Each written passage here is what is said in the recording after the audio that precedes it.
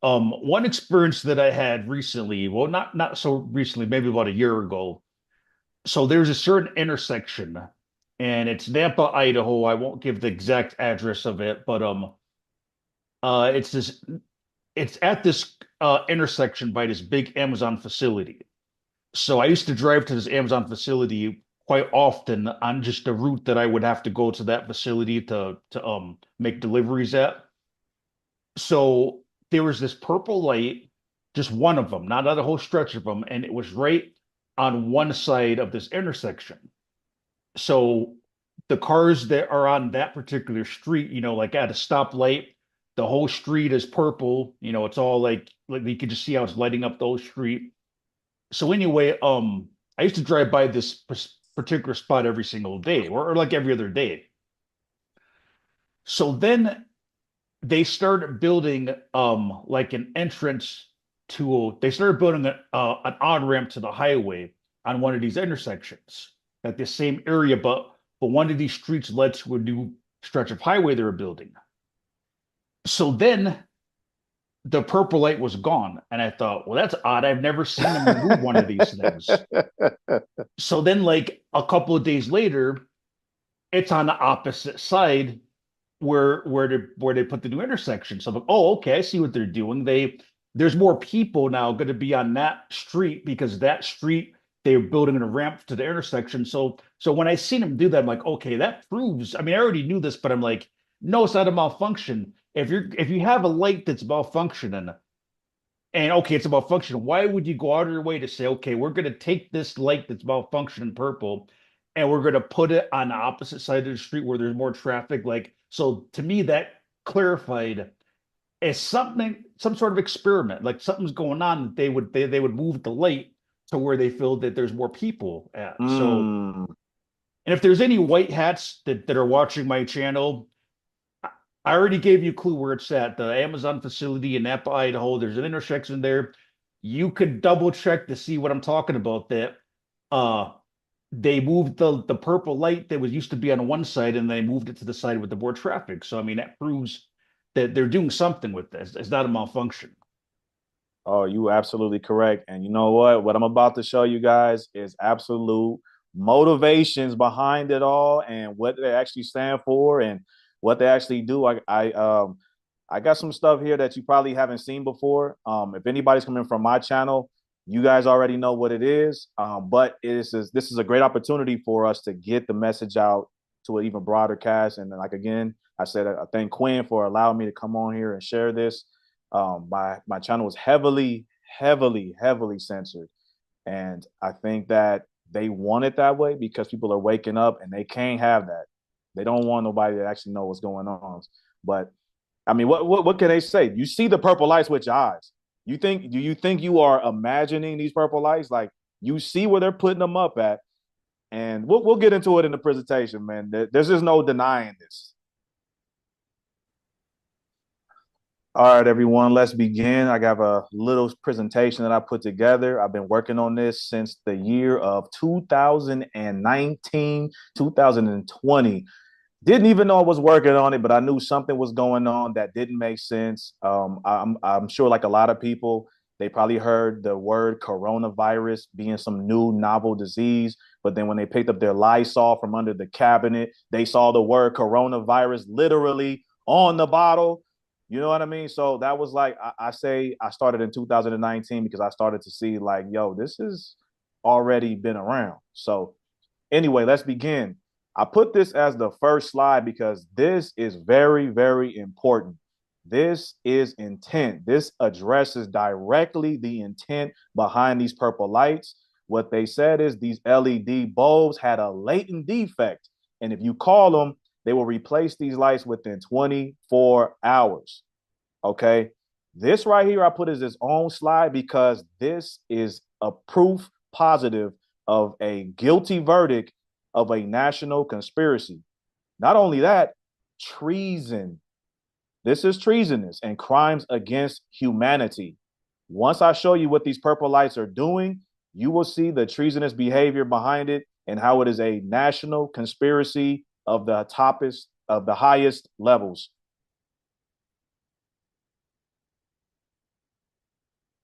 So what they said, it was a accident. These purple lights are having malfunctions. They are going from white to purple or white to amber because there's a defect with Duke's manufacturing. What's actually happening is they are actually putting these lights up already purple onto pre-existing buildings.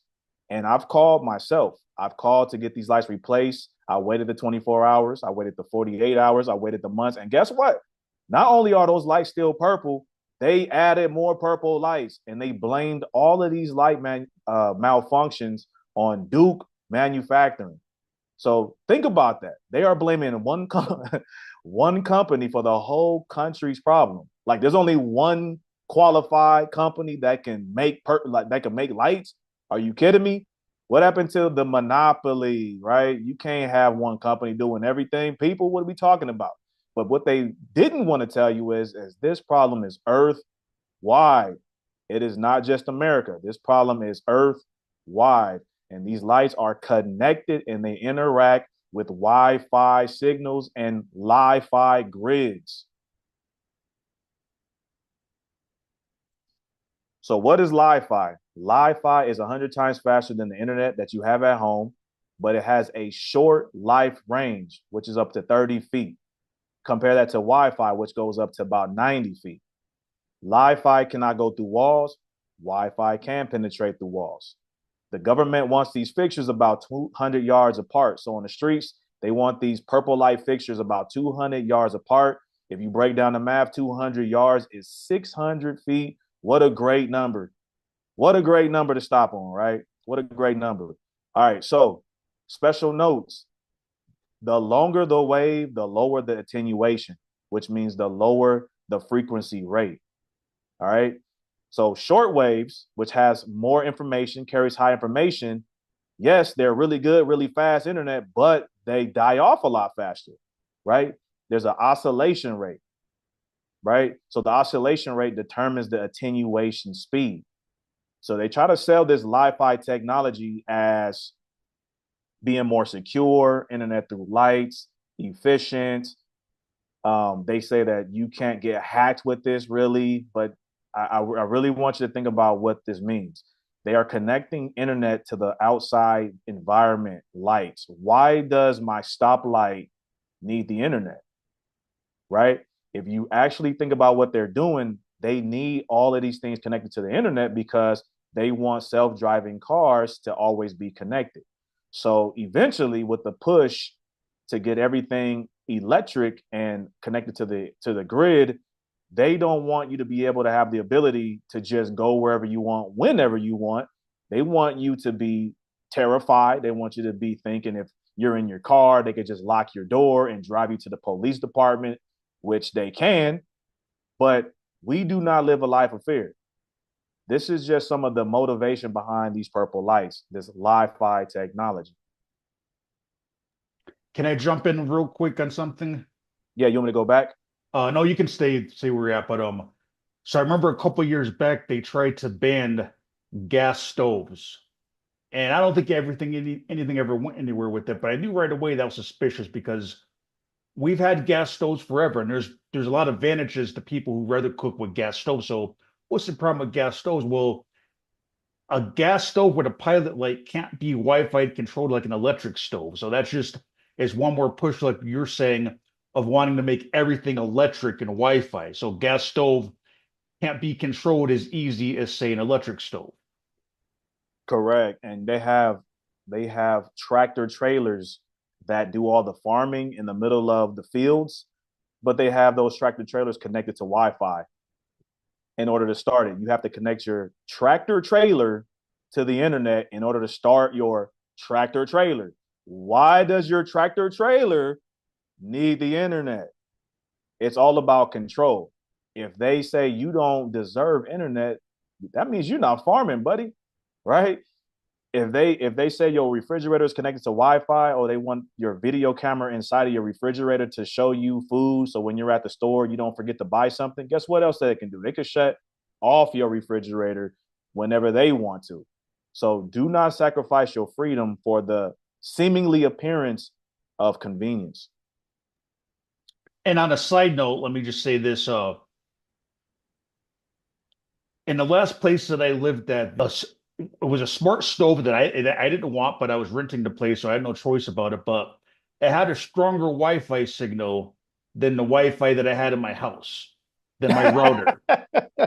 So I'm thinking like, why do I need something that strong, like it's blasting out that type of signal? So I ended up finding a way to deactivate it because they always have sometimes back doors for people who know what's up, so there's always like a way around it. So I found a way to deactivate the Wi-Fi. But why do I need a Wi-Fi on the stove? What, so I can preheat my stove from the couch because I'm too lazy to get up and preheat that I need white like, but that's it's kind of like what you said. They sell you this convenient stuff, but it's so silly the things that they're selling you. Like, oh, I need my oven to blast Wi-Fi just so I can preheat it from the couch. Like, is that important? So Right. yeah, they always sell you this kind of stuff, but you can tell by how ridiculous it is when something is up. There's a bigger reason that they want Wi-Fi on all your devices, but they Oh always have yeah. to sell it to you like, oh, it's convenient. It's for your benefit. No, it's not for our benefit. Right. And they have it to where your dishwasher is connected to Wi-Fi and also your washer and dryer connected to Wi-Fi. Why what is it going to take? Is the signal going to take your clothes out and fold it? Come on, man. You do not need Wi-Fi on your dryer. Like stop putting Wi-Fi in your house like that. That's ridiculous. And not only that, this is a little side note right here, but if you're ever walking in your house and you just walk through your house and you start feeling like a hot spot, like a spot in your house that's really hot, like you actually feel like a temperature change, I suggest you look around and see what smart devices may be plugged up and blasting you with radiation without you knowing. These signals can get hot and they can turn them on and turn them off whenever they want to. So when you think about when you sleep and you have your phone under your pillow when you're sleeping, that just so happened to be the time that they like to blast these signals the most because they know you are stationary. They know you're not moving. So what I did was me and my wife, we went out and got elite shungite stones. These shungite stones, they are disruptors, signal disruptors. So they can't stop the signals from coming out. You don't want your signal to stop because that's when you'll lose, connection to your internet or whatever. You just want to minimize the harmful effects that they're having. So we put these stones next to our bed in between us and the phone. So that way the signal has to go through these stones, get cleansed and purified before actually reaching us.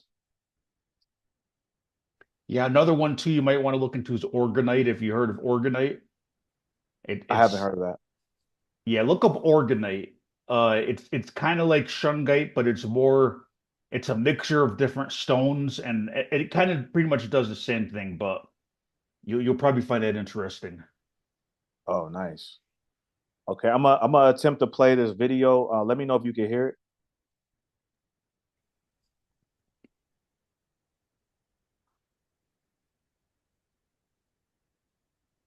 So, researchers took a piece of DNA that encodes for the channel rhodopsin protein. Then, they put it into neurons, using a safe and effective method for delivering a gene, the same kind being used in human gene therapy trials. The neurons expressed the DNA, manufacturing copies of the channel rhodopsin protein and installing them in their membranes. As predicted, the researchers were now able to activate these neurons using light, without affecting neighboring neurons. This technique, called optogenetics, allows researchers to drive the activity of specific neuron types to see how they affect brain activity and behavior. For example, researchers can deliver the piece of DNA that encodes for channel rhodopsin into a set of basket cells, shown here in green. Then, pulses of blue light activate only the basket cells, while the other cells, for example the neighboring pyramidal cells, are not affected. And these tools don't just activate neurons, they can silence them as well. Archirhodopsin and halorhodopsin, for example, are proteins that are sensitive to orange light and produce the opposite effect to channel rhodopsin. When researchers deliver DNA that encodes for one of these molecules into a specific set of cells and shine orange light within the brain, they can turn off just the selected set of cells. Biophotonics, optogenetics, and visual light communication. So biophotonics is a field of biology and photonics that combines the interaction of light and biological materials. Optogenetics is a biological technique to control the activity of neurons or other cell types with light. This is achieved by expression of light-sensitive ion channels, pumps, or enzymes, specifically in the target cells. So biosensors can be used to make changes to people's receptors within their body. And for people whose receptors have been changed, they can be more sensitive to certain kinds of light signal. Okay, so did you hear that pretty good? So Yeah, let me just say, I know that woman that was in that last video, the voice, not Maria Z, but the woman from FTW Project. The Oh, yeah. last, I did a video with her mother a long time ago, and I kind of know them, but they're the ones actually, they make orgonite, what I was talking about. Oh, nice. Yeah, I'll send you the link, but they have a website. They live in Morocco, and they work on a lot of this protection from 5G stuff. So basically, what orgonite is some of them have shungite in it. Like I have some orgonite that's got shungite in it, but they take certain elements of opposite charges, like non-organic and organic materials, and they put some quartz crystal in it, and some will use orgonite. I mean, some will use shungite, and they encapsulate it in like a shape. Sometimes it's a pyramid, and they trap it together. So when you have these two particles of opposite charge, but they're trapped together permanently, it creates like this mini Big Bang effect, but it's like life force energy, and it harmonizes the negative frequency. So it's kind of like it's basically like shungite, but it's man-made, but it's man-made out of actual materials. Most of them are most of it is organic, some of it is non-organic. But anyway, it essentially does what shungite does. But yeah, they actually make it. Oh, wow. I didn't know that. That's pretty good, man. You have to send me the link, the information on that. Yeah. All right. So according to that video, you see how they use light to turn on body functions and light to turn off body functions. So how do they get this technology in your body? So right here, I put together high value methods. And then on the lower left, you see that there's low to mid range. So the highest, they will love to get a direct bullseye shot with this needle, right? Put this technology right inside your body, these nanoparticles. If they can't do that, they're happy with CRISPR technology. As you can see, they have this tomato right here being injected, but they're doing this on a massive, massive, massive scale. There's factories that literally have production lines with conveyor belts of vegetables and fruits and meats just rolling down, and these machines are just poking them as they run down the aisle. All right, they're also putting these nanoparticles in medication. So if you had any dental work done in the last couple of years, that anesthesia most likely contained these nanoparticles, graphene oxide. All right, so what if you didn't get the jab from a couple of years ago? We are not out of the woods, right? Because they are putting it into food. They are putting it into beverages. They are also spraying it from the air. So the chemtrails that you see these planes dropping, they have aluminum and they have barium and they have other chemicals, very, very small nanoparticles, and they are absorbed through the skin. Our skin is the biggest organ on our body. So they go right into the skin and we absorb them. That's why it's very important to do some heavy metal detoxing, and prayer is also important. Do not let anybody scare you away from prayer. Prayer is a powerful tool. That is how you reject some of these things, and it works metaphysically and it works on a physical level. So if you got the Moderna or the Pfizer, Moderna has a patent SM102. They said that they work with luciferase technology or nanoparticle technology. Same with Pfizer. They are both compatible with nanotech technology. And when they spray these from the airplanes, guess what they do? And they do it in the middle of the night from these factories and from also airplanes too. But by the time you wake up and the sun comes out, they've already used these 5G towers and NextRad towers to spread this chemtrail very thin, so you can't even really tell anything happened. Doesn't mean that it's not there. They're very tiny particles, but they spread it. They spray it and spread it, and they try to get it all done before you wake up. So it's just lingering into the air. All right, so how is these nanoparticles powered? As you can see right here on the top right, I was going to say, before you Yeah. go into that next section, could you explain the name, specifically the name of what's the patent that Moderna has, the Luciferase or whatever, however you said it? Yeah, so there's an enzyme called luciferase, and what that does is it acts as a biomarker. So when they put these nanoparticles in you, they pair it with luciferase because the luciferase is the same enzyme that's found in fireflies. And so in order for them to notice if you have been injected with these nanoparticles, they pair it with something that will identify that you actually have. So the penetration level. So luciferase basically lights up when you add another enzyme to it, the fuel, which is called luciferin. So it's nanoparticles with the nanotech, and then they put the luciferase to make it illuminate so they can verify that it actually went into the tissue and went into the areas that they wanted to go into. Now, what about the name itself? So, because I just want to emphasize, why do you think they named it like that? They gotta tell you who they are, right?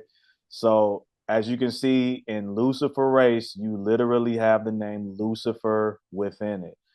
And this is part of the mark of the beast. Doesn't mean that it's over if you got the jab or anything like that. It's just something that you have to be aware of.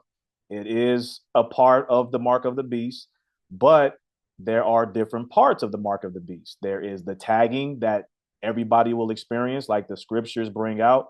Everybody, rich and poor, short and tall, men and women, everybody's going to get a particular piece of this mark of the beast. But the part that matters most is, where does your worship lie?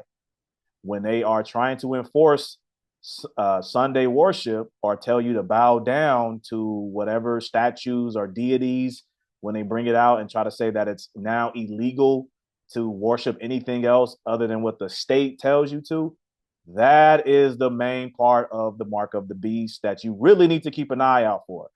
And as you've seen with the SNAP benefits being decreased, so imagine if you had your food cut off for 2 months.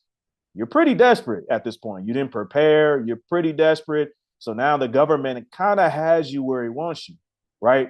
So if they tell you, hey, in order to get your little food for the week, I'm going to need you to do an act of servitude to the east. Let's just say face east and do an act of worship. If you say no, you can walk away, but you'll walk away hungry. Say yes, and I'll feed you again for this next week. Little subtle ways like that is how they will get you to worship Satan. It's not going to be some big chair where he's sitting down with his throne. No. Worshiping the country, worshiping the nation, worshiping the state, worshiping anything that they tell you to do so they can feed you and take care of you. That is the mark of the beast. Yeah, it just made me have a flashback of the whole COVID stuff where they gave out so much free money that people don't understand why that's a problem. Because I remember they gave out so much free money that people were getting paid more for sitting home than they did when they were actually working. So then you wonder why people didn't want to go back to work. But when you give out too much free money, and I'm not against help of any sort, like I've been there where I've needed state assistance before. I've gone through a lot of stuff, but I understand that the problem is that they do it because they make you so reliant on the government that, like what you're saying, now if they cut back, you're screwed because you almost don't even know how to take care of yourself because you're so used to all this Exactly. free stuff. So there's a reason too that, like, the minimum wage in red states is usually a lot lower than blue states. And I'm not saying this to get political, but I'm just saying that there is an advantage of having a lower minimum wage because that causes people more so to learn, hey, if you want more, you have to work harder. You have to do that with work. You can't just expect the state just to raise the minimum wage and keep raising it, because then the people who have the skills, they're going to want more money, and then it keeps going up and up and up. There has to be a standard where you understand that if you want more, you have to work for it. Don't just rely on the government, because then that's what the problem is. When you rely on it too much, now they can control you. You hit the nail right on the head, man. And it's all about control. It's all about giving up your liberties for the convenience. If you want these people to take care of you and spoon feed you, they're not doing it without a price. And that price is literally your soul. It is your attention. It is your family's livelihood. It's everything. Do not sacrifice your life and your freedom based on just some of what they call benefits are not actually benefits. There is a receipt and there is a check that will need to be paid. Ready to move on, or? Yep. All right, so let's talk about how this technology, once it's in your body, how it's powered. So believe it or not, these LED bulbs that they put out everywhere are part of the powering system. These LEDs sends out pulses of electromagnetic energy, and they send out frequencies. And what happens is it's called photoactivation. Photoactivation is the conversion of light into electrical or vibrational charge. So this technology, as you're walking down the street under these lights, they are giving power to this nanotechnology to stay activated in your body, to keep reporting, to send information, to receive information. Information from where and to who? Well, we're going to talk about that. But reporting information is vital to these people who are in control of this technology. So another way that these things are powered is by your actual body. If you ever seen The Matrix, right? Morpheus said, hey, this is going to take your body and make it into a battery. What is he talking about? He's talking about thermodynamics. That is the conversion of heat into usable energy within the tissue of your body, right? We also have a bioelectrical field that's already in our bodies, which uses a steady ionic flow of small voltage currents already present. So just imagine your body already pumping blood and just the normal functions of your body. We're all electric. Everything is vibrational in existence. Everything is electric. And so it just hijacks that electrical field and taps into that energy. As you can see the picture on the bottom, you see hot spots and cold spots. Well, this is exactly what it does. It taps into that and charges these devices and keep them on as long as possible. It basically is like a leech. This technology leeches off of your body's energy to stay on. So what all of these categories have in common is they are all connected to the internet and they're all connected to the cloud. So if you have this technology in you, you as a person, your body is connected to the cloud, because what happens is these devices that might be in you or even the wearable technology is building a profile on you, and it is sending your information to the government. And this information is very detailed about you. We'll get into it in a little bit, but it's powered by your movement. It leeches off of your movement. It goes off of your movements. This nanoparticle graphene oxide technology is the same technology that Elon Musk uses in his Neuralink. So when we think about the Neuralink, we think about brain surgery, cables hanging out everywhere. No. We way past that. You don't even need to have surgery to have the Neuralink in your body. The Neuralink is literally injectable. We're already a cyborg, based directly with your cortical neurons particularly. But doesn't that imply surgical insertion? Not necessarily. You could go through the veins and arteries, because that provides... implies surgical insertion? Not necessarily. You could go through the veins and arteries. These are smart sensors. They keep track of everything, and they keep a running tally of what you're doing. They are so precise that they are reporting how hot something is that you are touching.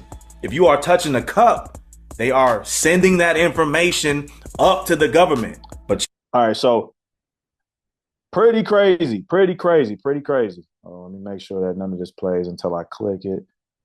All right, so pretty crazy that All of this is going on, and people are completely asleep. All right, so they are selling mood behavior to the masses, especially in old folk homes. So think about that. They are literally selling mood behavior kits so they can influence the way your elderly loved one is feeling throughout the day. You want them to be a little happier, you want them to be a little down or chill.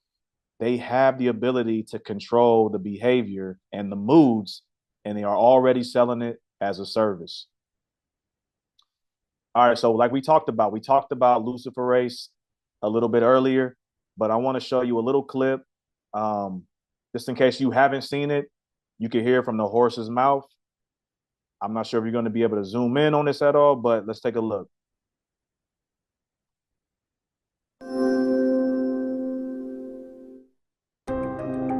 By embedding specialized nanoparticles into the leaves of watercress plants, MIT engineers have been able to induce the plants to give off a dim light for nearly 4 hours.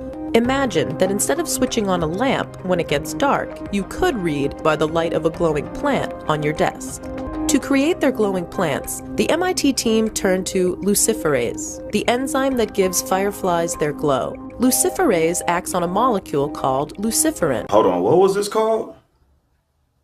What'd she say? Luciferase acts on a molecule called luciferin. Luciferase.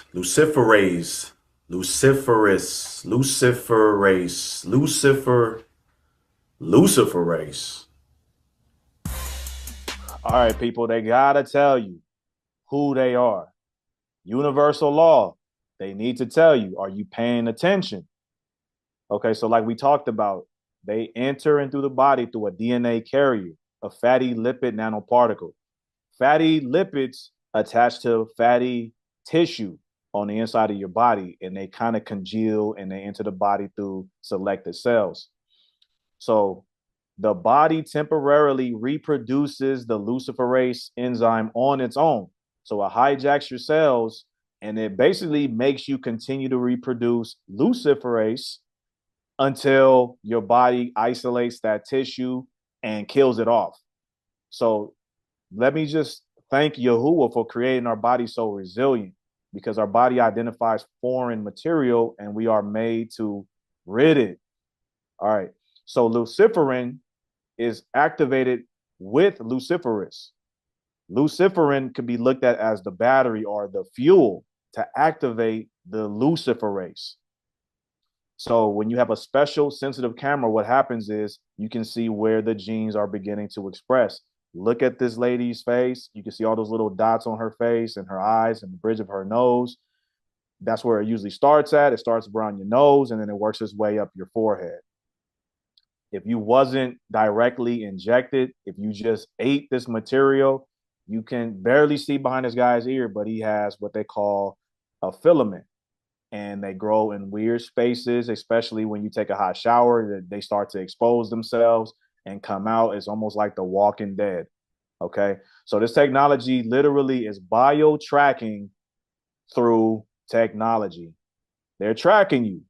They're seeing where it expresses, and they are using the purple lights to make it illuminate, and they are using it right now as we speak. Let's take a look what it looks like under a microscope. The microscope, and what you can see is the same kind of what I call nano robots, the blinking lights in the solution immediately after I put it on the microscopy slide. And just like what Dr. David Nixon had done with the COVID shots, I mean, look at this, these things, they're huge and they're emitting light. You see here a blue light emission, right? And this one is more in the yellow range. So I left it to dry overnight. This, by the way, is just showing a micro robot in COVID-19 unvaccinated blood. And I'm just showing people, it's like, you know, this and nothing's supposed to blink. And you see how fast these things are moving in terms of robotics and how they're able to maneuver. It's absolutely phenomenal. So these blinking lights are these micro robots, okay? And I see this now in just about everybody. Like I said, this was unvaccinated blood, not anybody who was getting pharmaceutical shots, but I found the same stuff also in Lantus insulin and in dexamethasone, which is a steroid. We found self-assembling nanotechnology in dental anesthetics. So it is literally in all of these pharmaceutical products now, and that's what they've been talking about. So this is the Enbrel dried overnight, and it creates this beautiful flower pattern. I've never seen anything like it before, actually. I was like, what is this? All right, so that's very disturbing. Okay, so she calls it flower patterns, but I want you to take a look at something. They do look like flowers, but since we're talking about it, look again on number 3. They look like suns, right? They have to tag their work. These are sun worshiping occultists. They tag their work. If you look on the bottom right, this is zoomed in 200 or 2,000 times zoom, and you can kind of see all the little particles gathering together. They communicate through the signal and then align themselves. So how convenient that they're all aligning themselves to shape themselves like suns. Bunch of IRAs, right? So let's talk about how you disable this technology. So imagine this like a stool that has 3 legs, right? If you dismantle one of the legs, the whole thing falls apart. So you need 3 things to make this technology work. You need a core framework, a lattice that can conduct electricity, or a circuit board. The second thing, you need a power source. We talked about the power source. Number 3, you need a microcontroller or a sensor chip to send and receive data. That is the communication leg. All right, so any material that can conduct electricity can be used as the micro lattice. So they love to use hydrogel and they love to use aluminum to stand as that core framework. Aluminum is being sprayed from airplanes, right? They love to use that. They love to use graphene oxide. Graphene oxide is very cheap, it's thin, it's strong, and it's chemically versatile. So look at slide number 2. Like I said, Morpheus said that they want to turn bodies into batteries. This is literally already happening. Quick story. I was a very avid can recycling person. I wanted to do my part for the community, right? And I would get about $40. Me and my wife would collect all these cans. We get about $40, sometimes $38 and some change and things like that. And as we started to wake up to this aluminum that they were spraying from the airplanes, we started to like second guess it, like, all right, well, whatever, let's just go ahead and recycle, right? Well, check this out. One day my wife said, hey, let's just stop recycling. Let's just, set it outside for somebody else. We really didn't feel too good about recycling because we didn't know where these cans were actually going. At the same time, we were actually finding out that they're spraying aluminum from the airplanes. And I kid you not, we said that we're going to go eat somewhere instead of recycling. So we set the cans outside and we went to go eat. And when the bill came out to about $39 and some change, right? And we left, and that was about the amount of money we would have got for recycling the cans. And this is why it's trippy, is because they waived the bill. So the day we stopped recycling was the day we got a free meal, and it came out almost to the penny of what we would have made recycling those cans. And we take that as a positive sign from the Almighty Creator, Yahuah. And we said, all right, well, we're done recycling. Another thing to keep in mind with these plain spraying the aluminum is not just to get the core framework to be absorbed into your skin, but it's also getting onto all of the grass and all the trees. And aluminum is highly, highly explosive and flammable. Once it saturates the grass and the trees, If you put a light to that, it's very, very flammable, very explosive. So think about the California fires. Yeah, I was gonna say, I think they always spray a lot, and then you'll see those fires pop up after, because we had some in Oregon and Idaho last year, and they were doing a lot of spraying with the chemtrails, and we had a bunch of fires last year, but this year they don't seem to be spraying as much, and we didn't really have any fires. So that's it's consistent that whatever they're spraying, it dries out the land, which makes it catch fire even easier. Correct, which also is treason. Imagine you're trying to feed your family. You have a little garden that you're so proud of, and they just over your home spraying it. And it don't take much to light these things up. If you ever seen the video of a guy throwing powderized aluminum into the air, and it lands on it looked like a little campfire. It literally blows up. It's an ingredient inside of explosives, powderized aluminum. All right, so closing remarks for Purple Rain. What you want to do is three things immediately. You want to pray, you want to fast and detox, and you want to protect your vessel. Develop a relationship with the Creator. It is the best thing you can do for yourself physically and metaphysically. Psalms 139:14 says, I will praise you, Yahuwah, for I'm fearful and wonderfully made. Right? Fearfully and wonderfully made, marvelous are your works.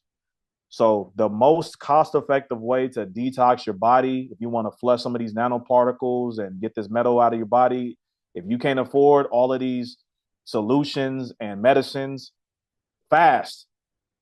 You can fast. Okay? Stop eating. You don't need to eat every 30 minutes. Stop eating so much. Drink water. You can do it. Our bodies are resilient, but we have to work with our bodies. Track everything that you put into your body. It sounds crazy, but I mean, track it. If you have to write it down, if you have to think about it, if you have to look up ingredients to whatever restaurant you're going to, track it. Just look at it. If you are doing clean eating, which I'm not just talking about limiting your fast food, I'm talking about actually clean eating. Stop eating these bottom feeders. Stop eating this pork. It is the most parasitic food that you can buy.